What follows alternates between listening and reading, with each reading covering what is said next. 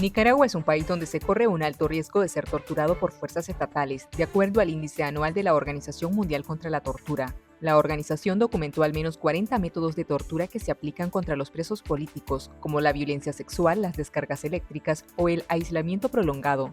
También destacó que la prohibición contra la tortura fue eliminada de la Constitución y que el Ministerio Público no efectuó ninguna investigación por las 143 denuncias documentadas durante el 2025. El documento expone cómo muchas de las víctimas excarceladas son desterradas y enfrentan la muerte civil tras ser despojadas de su nacionalidad y sus bienes, sin ninguna posibilidad de justicia o reparación.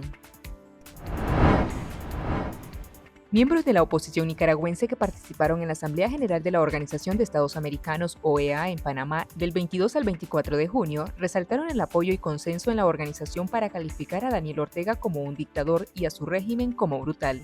Los representantes de la Alianza Universitaria, Douglas Castro y Lester Alemán, manifestaron a Confidencial que la condena a la dictadura de Ortega y Murillo fue apoyada por todas las naciones, desde las delegaciones de Estados Unidos, Chile o Argentina, que son las más críticas, hasta las representaciones de países gobernados por la izquierda como México o Brasil, que son críticos pero con matices. Cuando competís con una transición tutelada en Venezuela, con una apertura de diálogo con Cuba, pero Nicaragua, que parece estar dos pasos atrás de esos dos procesos, ha tenido un rol en esta agenda de la Asamblea General. Lo importante es cómo se comprende que la crisis en Nicaragua y evidentemente la amenaza a la seguridad regional no es solo que le incumbe a los nicaragüenses, sino a los ticos, a los hondureños, a los propios Estados Unidos. El canciller de Costa Rica, Manuel Tovar, expresó preocupación por el deterioro de las violaciones de los derechos humanos en Nicaragua y rechazó las detenciones arbitrarias, las desapariciones forzadas y las restricciones a las libertades fundamentales. El jefe de la diplomacia costarricense también condenó el asesinato en su país del exiliado político Roberto Sancán y deploró el fallecimiento de Brooklyn Rivera bajo custodia del Estado nicaragüense. Su muerte bajo custodia estatal constituye un hecho de enorme magnitud. Exige el pleno esclarecimiento de los hechos, el respeto al derecho a la verdad de sus familiares y la rendición de cuentas. El canciller costarricense además se solidarizó con los refugiados nicaragüenses en su país y denunció la presencia en Nicaragua de fuerzas militares rusas y de organizaciones terroristas como Hamas y Hezbollah. La Asociación de Confiscados Nicaragüenses 19 de abril hizo un llamado a no alquilar o comprar bienes muebles e inmuebles robados por la dictadura Ortega Murillo a personas e instituciones que han sido objetos de persecución. Enfatizaron que las confiscaciones hechas por el régimen carecen de legalidad, por lo que no existe seguridad jurídica en las transacciones sobre estos bienes. Managua, Jinotepe y Bluefields, entre otras ciudades nicaragüenses, sufren cortes de agua potable de hasta 20 horas diarias.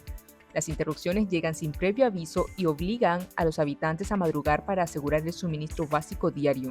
Diversos pobladores manifestaron a Confidencial que el problema lleva años sin respuestas. El presidente ejecutivo de la empresa nicaragüense de acueductos y alcantarillados, Ervin Barreda, admitió que existe un déficit del servicio en varias ciudades del país. El informe de ejecución del presupuesto de la República 2025 reveló que casi 83.000 estudiantes abandonaron las aulas de secundaria el año pasado. Los registros del Ministerio de Educación muestran que la matrícula en ese nivel educativo disminuyó de 438.000 alumnos en 2024 a 355.000 en 2025. Las autoridades educativas proyectaron una matrícula de 433.000 estudiantes de secundaria en 2025, pero al cierre de ese año quedó en 77.000 matriculados por debajo de la meta, según los documentos analizados.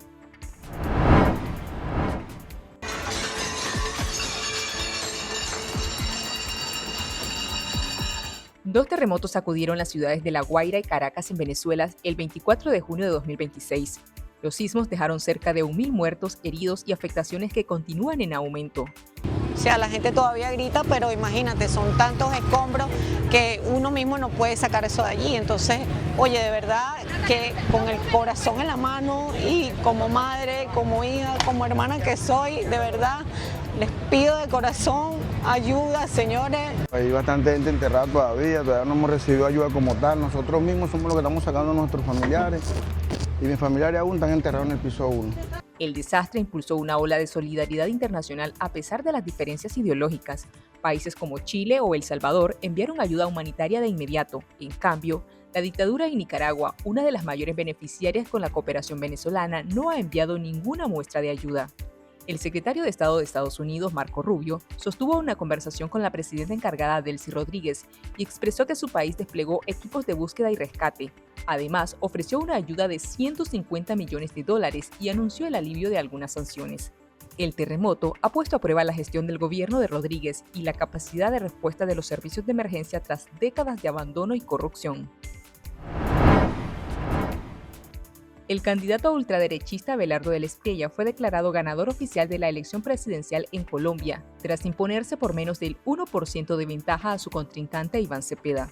De esta forma, la nación sudamericana se suma a Perú, Chile, Argentina, Honduras, Paraguay, El Salvador y Costa Rica, donde la derecha se ha impuesto en el poder.